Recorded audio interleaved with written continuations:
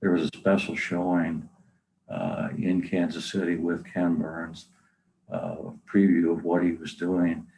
And there was a project at the time called Project 22, which related to something you and I have discussed. Project 22 was a project devoted to photographs depicting individuals who had been affected by PTSD.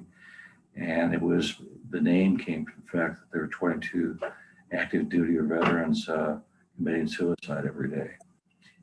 And so I was chosen as one of the subjects of that because of both my dad's experience as a suicide, which I think came from PTSD, and then my own PTSD returning from Vietnam. And so did that help your did that help you heal by being a part of that project? No, I pretty much had gotten past it. I Okay. back to Vietnam in 1995 and 96, 6 times as the volunteer chair for a group called Heart to Heart, which took a medical mission back there. And it was amazing the way I got involved with it. I had a friend in Kansas City who had been telling me for almost a year, there's a guy named Dr. Gary Morse, and he takes medical missions to places in the newly independent states of former Soviet Union, places like that, and he wants to go to Vietnam. And I was chairman of the Kansas City Vietnam Veterans Memorial, and he said he's looking for a fairly high-profile Vietnam veteran who has credibility with other Vietnam veterans, and would like to meet with you and see if you would be interested in being part of that project. And I said, well, yeah, Vietnam is not really someplace I want to revisit. I've still have very bad feelings about it. And at the same time, I had a law partner who was doing international adoptions. And he was in Hanoi doing adoptions. And he was Catholic, and he went to the only Catholic church in Hanoi. And he was kneeling, or he was waiting outside of a locked gate for the Catholic Church to have its Mass on a Sunday morning. And there was a woman kneeling in front of him. He finally looked down and he said, "Aren't you Mother Teresa?" And it was. And, Oh. and he said, and they talked, and she said, "Where are you from?" And he said, "Well, I'm from a place you've probably never heard of. It's called Kansas in the United States." And she said, "Oh, do you know Dr. Gary Morse in Heart to Heart?" And he goes, "No, but I actually have a law partner who has been talking about meeting with him." And she said, "What's his name?" And he said, "Art Fillmore." She said, "You tell Mr. Fillmore he needs to meet with Dr. Morse." So I thought, well, Howie Flasher tells me that's one thing, but Mother Teresa says I should meet with Gary Morse. It kind of has a bit more impact. So I met with Gary, and that's incredible. Yeah, and because of that, he convinced me that I should go back, and I think going back is really with the cathartic thing that helped me through my PTSD, because I had stopped talking about Vietnam. The day I got back, the weekend I got back from Vietnam, I was less than 72 hours out of combat, and my wife and I went to Columbia, Missouri for a football game, and I was with my old fraternity brothers. I was completely uncomfortable. I was on complete nerves were on edge because I didn't want people behind me. I didn't want noise. I didn't want people I didn't know. I wanted my M16. I wanted my Colt 45. I wanted to know everything about everything going on around me. I didn't want surprises. I didn't want quick motion. And of course, the worst place to be if you feel like that is in the middle of a football game, particularly with Missouri playing Kansas, which they were that day. And wow. So what year was that? Do you remember? That was November 1970. I was in Vietnam in 69, 70. And they fired off a cannon when Missouri scored. I jumped down on my bleachers, sought cover. And my fraternity brothers looked at me and they said, "Well, man, you've changed." And I said, "Well, if you've been through what I've been doing for the last 12 months, if you don't change, there's something wrong with you." And so that night I went to a party, and everybody was doing what they did in 1970, which was getting high and being profoundly philosophical.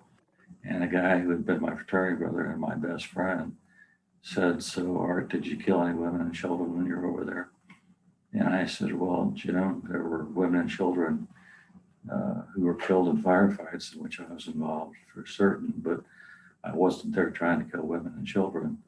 He said, "Well, I wouldn't have done that." And I said, "You don't know what you would have done." I said, "Until it happens to you, you don't know how you're going to react to it." I said, "I can tell you it wasn't a cerebral choice. It wasn't even, certainly wasn't a moral choice. When somebody is shooting at you, you either take them out or you go home in a body bag." And I chose not to go home in a body bag. And some bad things happened as a consequence. I used a lot of napalm. I called in napalm. My job over there was I was a forward observer for an infantry company, 5th Special Forces Group, and Navy River Marines, which were the Brown River Navy.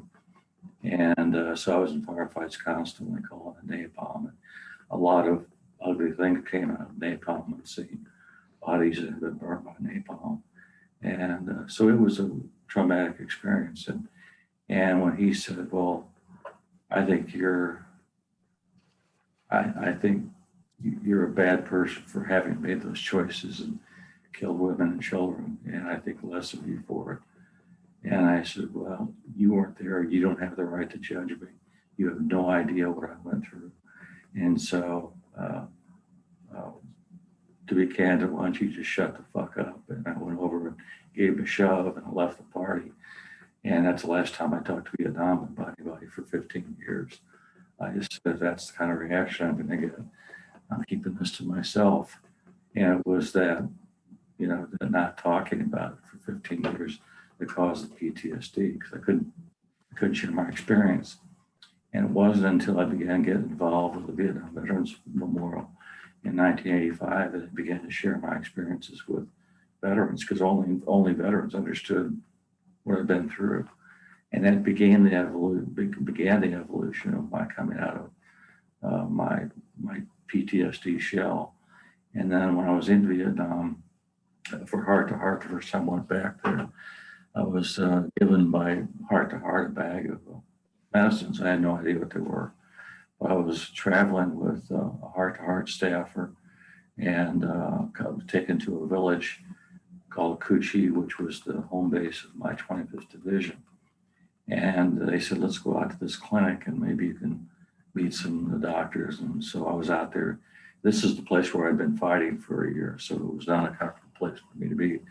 Anyway, but I was traveling with these doctors and they took me in a room where there's a small boy. In Vietnam, 1 year of medical school has to include learning English. So they spoke enough English to converse with me. And they took me into a room with a little boy with a distended stomach. And I said, "What's wrong with him?" And they said, "Well, he's got a disease, a virus, whatever, and he's going to die. All we have is these French herbal medicines left from the 50s when the French were here." I said, "Well, I've got this bag of things that Heart to Heart gave me." And they looked in there. There was the antibiotic that they needed. And they looked at the boy and they looked at his father and they said, "You're going to live." And there wasn't a dry eye in the room. And I had gone from killing to healing in that one moment. I thought, okay. And so I spent the rest of the trip feeling more like I was dealing with people who could use my help and healing instead of worrying about who I had to kill next. And it was a very cathartic experience.